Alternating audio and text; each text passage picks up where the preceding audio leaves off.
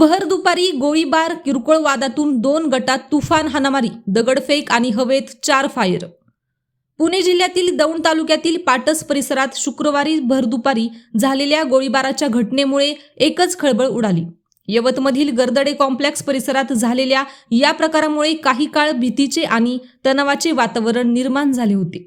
स्थानिक नागरिकांनी दिलेल्या माहितीनुसार अहिल्यानगर जिल्ह्यातील श्रीगोंदा तालुक्यातील काष्टी येथील काही तरुण पाटस येथील गर्दडे कॉम्प्लेक्स परिसरात आले होते. यावेळी त्यांचा पाटसमधील काही तरुणांशी वाद झाला.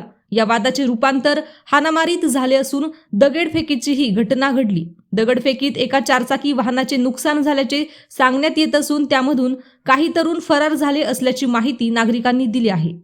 दरम्यान दगडफेक झाल्यावर वाद अधिक चिघळल्यानंतर हवेत 4 वेळा गोळीबार करण्यात आल्याची माहिती दिली आहे.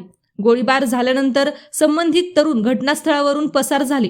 मात्र पोलिसांनी तात्काळ हालचाली करत काही तरुणांना ताब्यात घेतले असून त्यांची चौकशी सुरू आहे.